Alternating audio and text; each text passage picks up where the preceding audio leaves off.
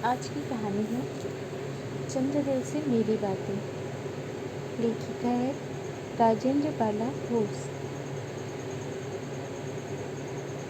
भगवान चंद्रदेव, आपकी कमलवत कोमल चरणों में इस दासी का अनेक बार प्रणाम। आज मैं आपसे 2-4 बातें करने की इच्छा रखती हूँ। देखो, सुनी अनसुनी से मत कर जाना। अपने बड़प्पन की ओर ध्यान देना। अच्छा, कहती हूँ, सुनो। मैं सुनती हूँ आप इस आकाश मंडल में चिरकाल से वास करते हैं। क्या यह बात सत्य है? यदि सत्य है तो मैं अनुमान करती हूँ इस सृष्टि के साथ ही अवश्य आपकी भी सृष्टि हुई होगी। तब तो आप ढेर दिन के पुराने गुरु कहे जा सकते हैं। यह क्यों? क्या आपका डिपार्टमेंट महकमे में ट्रांसफ़र बदली होने का नियम नहीं है? क्या आपकी गवर्नमेंट पेंशन भी नहीं देती? बड़े खेद की बात है। यदि आप अपनी न्यायशीलता गवर्नमेंट के किसी विभाग में सर्विस नौकरी करते होते तो अब तक आपकी बहुत कुछ पदोन्नति हो गई होती और ऐसी पोस्ट पर रहकर भारत के कितने ही सुरम्य नगर, पर्वत, जंगल और झाड़ियों में भ्रमण करते। अंत में इस वृद्धावस्था में पेंशन प्राप्त कर काशी ऐसे पुनीत और शांति धाम में बैठकर हरि नाम स्मरण करके अपना परलोक बनाते। यह हमारी बड़ी भारी भूल हुई। भगवान चंद्रदेव, क्षमा कीजिए, आप तो अमर हैं, आपको मृत्यु कहाँ। तब परलोक बनाना कैसा? ओहो, देवता भी अपनी जाति के कैसे पक्षपाती होते हैं। देखो न, चंद्रदेव को अमृत देकर उन्हें अमर कर दिया। तब यदि मनुष्य होकर हमारे अंग्रेज अपने जाति वालों का पक्षपात करें तो आश्चर्य ही क्या है। अच्छा, यदि आपको अंग्रेज जाति की सेवा करना स्वीकार हो तो एक एप्लीकेशन निवेदन पत्र हमारे आधुनिक भारत प्रभु लॉर्ड कर्जन के पास भेज देवे। आशा है कि आपका आदरपूर्वक अवश्य आह्वान करेंगे, क्योंकि आप अधम भारतवासियों के भांति कृष्णांग तो है ही नहीं।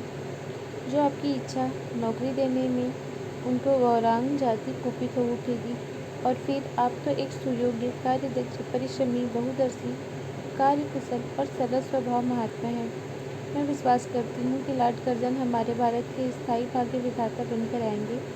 तब आपको किसी कमीशन का मेंबर नहीं तो किसी मिशन में भर्ती करके वे अवश्य ही भेज देंगे, क्योंकि उनको कमीशन और मिशन दोनों ही अत्यंत प्रिय है। आपको चंद्रलोक में जो रीति और नीति सृष्टि के आदिकाल में प्रचलित थे वे ही सब अब भी है। पर यहाँ तो इतना परिवर्तन हो गया है कि भूत और वर्तमान में आकाश और पाताल का सा अंतर हो गया। मैं अनुमान करती हूँ कि आपके नेत्रों की ज्योति भी कुछ अवश्य ही मंद पड़ गई होगी, क्योंकि आधुनिक भारत लड़कपन से ही चश्मा धारण करने लगी है। इस कारण आप हमारे दीनहीन चीन प्रभ भारत को इतनी दूर से भली बात न दे सकते होंगे। अतएव आपसे सादर कहती हूँ कि एक बार कृपा कर भारत को देख तो चाहिए। यद्यपि इस बात को जानती हूँ आपको इतना अवकाश नहीं, पर 8वें दिन नहीं तो महीने में एक दिन अर्थात अमावस्या को तो आपके हॉलीडे छुट्टी अवश्य ही रहती है। यदि आप उस दिन चाहे तो भारत भ्रमण कर जा सकते हैं। इस भ्रमण में आपको कितने ही नूतन दृश्य देखने को मिलेंगे, जिसे सहसा देखकर अपनी बुद्धि जरूर चकरा जाएगी। यदि आपसे सारे हिंदुस्तान का भ्रमण शीघ्रता के कारण न हो सके तो केवल राजधानी कलकत्ता को देख लेना तो अवश्य ही उचित है। वहाँ के कल कारखानों को देखकर आपको यह अवश्य ही कहना पड़ेगा कि यहाँ के कारीगर तो विश्वकर्मा के भी लड़क दादा निकले। यही क्यों, आपकी प्रिय सहयोगिनी दामिनो, जो मेघों पर आरोहण करके आनंद से अटखेलियाँ किया करती है, वह बेचारी भी यहाँ मनुष्य के हाथों का खिलौना हो रही है। भगवान निशानाथ, जिस समय आप अपनी निर्मल चंद्रिका को बटोर मेघमाला अथवा पर्वतों की ओर से सिंधु की गोद में जा सकते हैं, उस समय यही निरतवासिनी विश्वमोहिनी सौदामिनी अपनी उज्ज्वल मूर्ति से आलोक प्रदान कर रात को दिन बना देती है। आपके देवलोक में जितने देवता हैं उनके वाहन भी उतने हैं, किसी का गज, किसी का हंस, किसी का बैल, किसी का चूहा इत्यादि। पर यहाँ तो सारा बोझ आपकी चपला और अग्निदेवी के माथे बढ़ा गया है। क्या ब्राह्मण, क्या क्षत्रिय, क्या वैश्य, क्या शूद्र, क्या चंडाल, सभी के रथों का वाहन नहीं हो रही है। हमारे श्वेतांग महाप्रभुगण को जहाँ पर कुछ कठिनाई का सामना पड़ रहा, झट उन्होंने इलेक्ट्रिसिटी बिजली को लाभ पटका। बस कठिन से कठिन कार्य सहज में संपादन कर लेते हैं। और हमारे यहाँ के उच्च शिक्षा प्राप्त युवक काठ के पुतलों की भांति मुंह ताकते रह जाते हैं।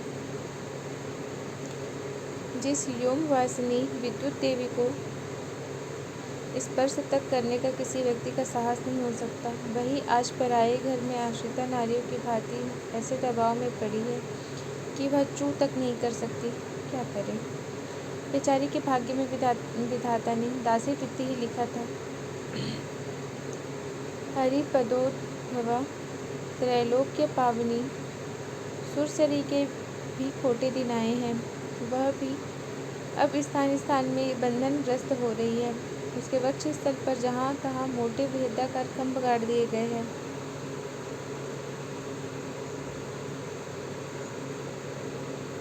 कलकत्ता आदि को देखकर आपके देवराज सुरेंद्र भी कहेंगे कि हमारी अमरावती तो इसके आगे नीरी फीकी सी जान पड़ती है। वहाँ ईडन गार्डन तो परिजात परिशोभित नंदन कानन को भी मात दे रहा है। वहाँ के विश्वविद्यालय के विश्व श्रेष्ठ पंडितों की विश्वव्यापिनी विद्या को देखकर वीणा पानी सरस्वती देवी भी कहने लग जाएगी कि निसंदेह इन विद्या दिग्गजों की विद्या चमत्कारनी है। वहीं के फोर्ट विलियम के फौजी सामान को देखकर आपके देव सेनापति कार्तिकेय बाबू के भी छक्के छूट जाएंगे, क्योंकि देव सेनापति महाशय देखने में खास बंगाली बाबू से जचते हैं और उनका वाहन भी एक सुंदर मयूर है। बस इससे ही उनके वीरत्व का भी परिचय खूब मिलता है। वहाँ के मिंट टकसाल को देखकर सिंधु तनया, आपकी प्रिय सहोदरा कमला देवी तथा कुबेर भी अकचका जाएंगे। भगवान चंद्रदेव इन्हीं सब विश्वमयोत्पादक अपूर्व दृश्यों को अवलोकन करने के हेतु आपका सादर निमंत्रित तथा सविनय आहूत करती हूँ। संभव है कि यहाँ आने से आपके अनेक लाभ भी हो। आप जो अनादिकाल से निज उज्ज्वल वपु में कलंक की कालिमा लेपन करके कलंकी, शशांक, शशधर, सासा, लांछन आदि उपाधि मालाओं से भूषित हो रहे हैं। सिंधु तय न होने पर भी जिस कालिमा को आप आज तक नहीं धो सके हैं, वही आजन्म कलंक शायद यहाँ के विज्ञानविद पंडितों की चेष्टा से छूट जाए। जब बम्बई में स्वर्गीय महारानी विक्टोरिया देवी की प्रतिमूर्ति से काला दाग छुड़ाने से प्रोफेसर गज्जर महाशय फलीभूत हुए हैं, तब क्या आपके मुख की कालिमा छुड़ाने में वे फलीभूत न होंगे? शायद आप यह बात भी अभी तक विदित नहीं हुई है कि आप और आपके स्वामी सूर्य भगवान पर जब हमारे भूमंडल की छाया पड़ती है तभी आप लोगों को ग्रहण लगता है। पर आपका तो अब तक वही पुराना विश्वास बना हुआ है कि कुटिल ग्रह राहु आपको निकल जाता है तभी ग्रहण होता है। पर ऐसा थोथा विश्वास करना आप लोगों की भारी भूल है। अतः हे देव, मैं विनय करती हूँ कि आप अपने हृदय से इस भ्रम को जड़ से उखाड़ फेंक देंगे।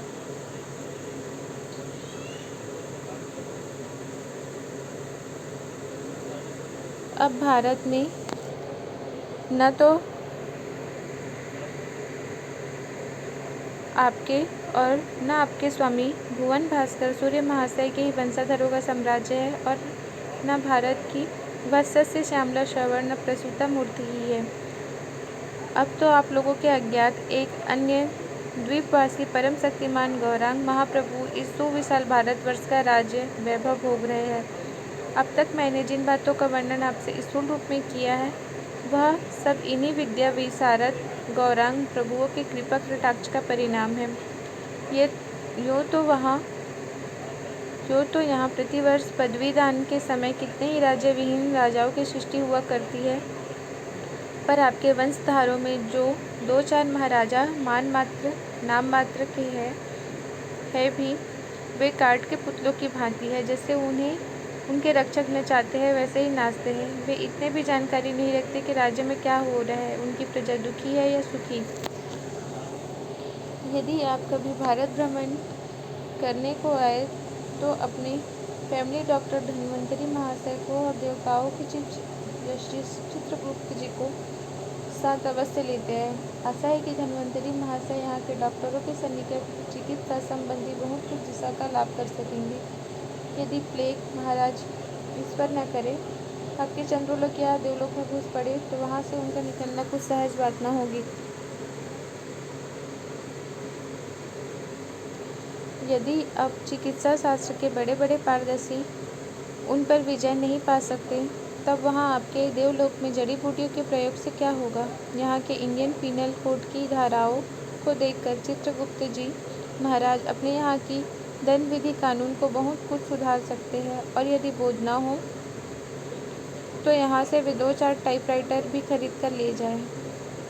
तब प्लेग महाराज के अपार अनुग्रह से उनके ऑफिस में कार्य की अधिकता होए, तब उससे उनकी बिल्डिंग के राइटर्स के काम बहुत ही सुविधा और सहायता पहुँचेगी। वे लोग 2 दिन का काम 2 घंटे में कर डालेंगे। अच्छा, अब मैं आपसे विदा लेती हूँ। मैंने तो आपसे इतनी बातें कहीं, पर खेद है आपने उनके अनुकूल या प्रतिकूल एक बात का भी उत्तर न दिया। परंतु आपके इस मौनावलंबन को मैं स्वीकार का सूचक समझती हूँ।